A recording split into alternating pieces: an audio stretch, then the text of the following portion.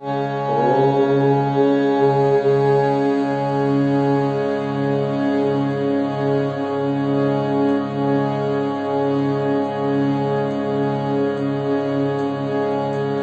Lesson रे मु आपण मानू संगीतर सृष्टि, संगीतर संज्ञा, ध्वनि, नाद, स्वर, ताल एवं लय विषय कही।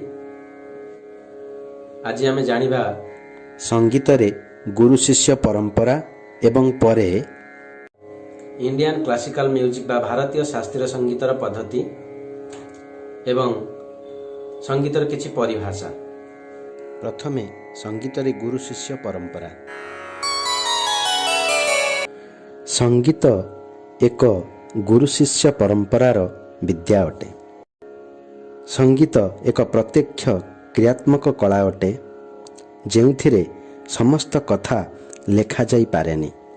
सेथिपाई गुरु शिष्य परंपरार विशेष महत्व थाए।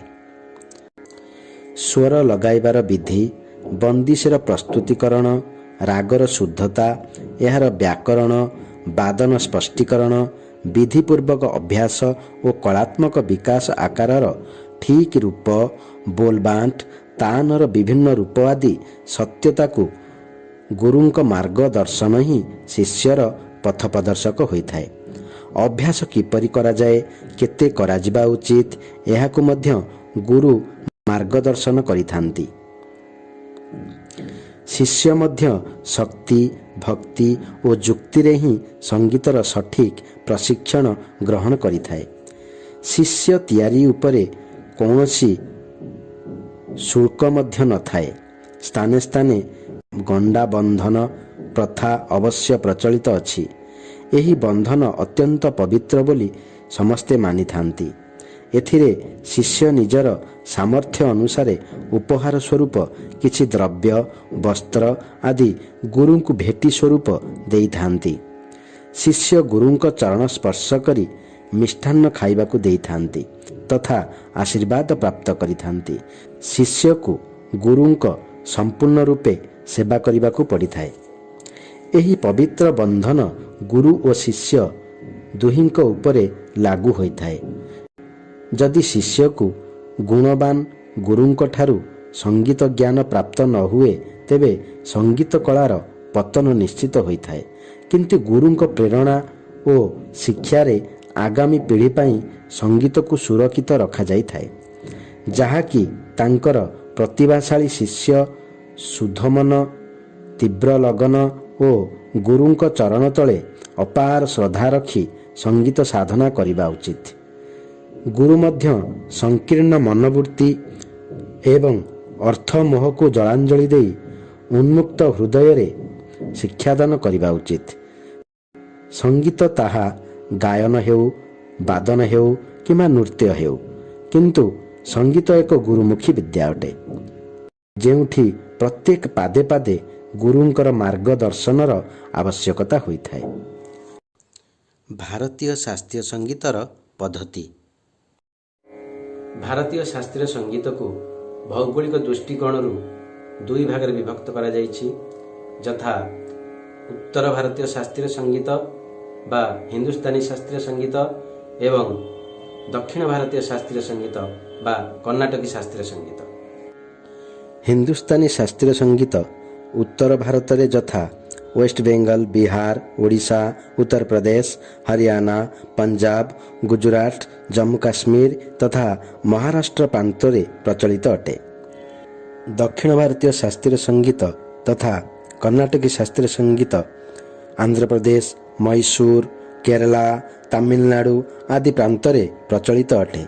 एही दुई शास्त्रीय संगीत पद्धति रे किछि अलगा थिले मध्य किछि समानता देखा देइथाए। सप्तक क्रमानुसारे 7 गोटी शुद्ध स्वरर समूह को सप्तक कहा जाए।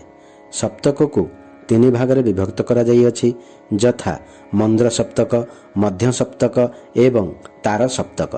थाट सप्तकर 12 स्वर मध्यरु क्रमानुसारे 7 गोटी मुख्य स्वरर समुदाय को थाट कहा जाए। एही थाट को मेल मध्य कहा जाए। ସାଧାରଣତଃ ଭାବରେ ରାଗ ଯାହାଠାରୁ ଉତ୍ପନ୍ନ ହୁଏ ତାହାକୁ ଥାଟ୍ କୁହାଯାଏ। ହିନ୍ଦୁସ୍ତାନୀ ଶାସ୍ତ୍ରୀୟ ସଙ୍ଗୀତରେ 10 ଗୋଟି ଥାଟ୍ ପ୍ରଚଳିତ ଅଟେ, ଯାହାକି ସେହି 10 ଗୋଟି ଥାଟ୍ରୁ ସମସ୍ତ ରାଗର ଉତ୍ପନ୍ନ କରାଯାଇଅଛି। ସେହି 10 ଗୋଟି ଥାଟ୍ର ନାମ ଗୁଡ଼ିକ ହେଲା ବିଲାବଲ ଥାଟ୍, କଲ୍ୟାଣ ଥାଟ୍, ଖମାଜ ଥାଟ୍, ଆଶାବରୀ ଥାଟ୍, କାଫି ଥାଟ୍, ଭୈରବୀ ଥାଟ୍, ଭୈରବ ଥାଟ୍, ମାରୁଆ ଥାଟ୍, ପୂର୍ବୀ ଥାଟ୍, ତୋଡ଼ି ଥାଟ୍। ରାଗ ସ୍ୱର ଏବଂ ବର୍ଣ୍ଣରୁ ବିଭୂଷିତ ଧ୍ୱନି, ଯାହା ମନୁଷ୍ୟକୁ ମନୋରଞ୍ଜନ ସହିତ ମନୁଷ୍ୟର ଚିନ୍ତା ଚେତନାକୁ ଜାଗ୍ରତ କରାଇ ଆନନ୍ଦରୁ ପରମ ଆନନ୍ଦକୁ ପ୍ରାପ୍ତ କରାଇ ଦେଇଥାଏ, ତାହାକୁ ରାଗ କୁହାଯାଏ। ପ୍ରତ୍ୟେକ ରାଗରେ ଆରୋହ ଅବରୋହ, ବାଦୀ ସମ୍ବାଦୀ, ପକଡ଼, ସମୟ ଆଦି ରାଗର ଅଙ୍ଗ ଗୁଡ଼ିକ ପ୍ରଚଳିତ ଅଟେ। ଆରୋହ ନିଚା ସ୍ୱରରୁ ଉଚ୍ଚା ସ୍ୱରକୁ ଯିବାର କ୍ରମାନ୍ୱୟକୁ ଆରୋହ କୁହାଯାଏ ଏବଂ ଉଚ୍ଚା ସ୍ୱରରୁ ନିଚା ସ୍ୱରକୁ ଖସି ଆସିବାର କ୍ରମାନ୍ୱୟକୁ ଅବରୋହ କୁହାଯାଏ। ବାଦୀ ରାଗର ମୁଖ୍ୟ ସ୍ୱରକୁ ବାଦୀ କୁହାଯାଏ। ସମ୍ବାଦୀ ରାଗର ମୁଖ୍ୟ ସ୍ୱର ପରେ ଯେଉଁ ମୁଖ୍ୟ ସ୍ୱର ତାହାକୁ ସମ୍ବାଦୀ କୁହାଯାଏ। ପକଡ଼ ଯେଉଁ ସ୍ୱର ସମୁଦାୟ ଦ୍ୱାରା ରାଗକୁ ଚିହ୍ନା ଯାଇଥାଏ ତାହାକୁ ପକଡ଼ କୁହାଯାଏ। ଆଜି ପାଇଁ ଏତିକି। ଯଦି ଆପଣମାନଙ୍କୁ ଭିଡ଼ିଓଟି ଭଲ ଲାଗୁଥାଏ ତାହେଲେ ନିଶ୍ଚିତ ଭାବରେ ଲାଇକ୍, ସେୟାର, କମେଣ୍ଟ ଏବଂ ସବସ୍କ୍ରାଇବ୍ କରନ୍ତୁ, ଯାହାଫଳରେ ମୋର ନେକ୍ସଟ ଭିଡ଼ିଓ ଆପଣମାନଙ୍କ ପାଖରେ ନିଶ୍ଚିତ ଭାବରେ ପହଞ୍ଚି ପାରିବ। ଧନ୍ୟବାଦ।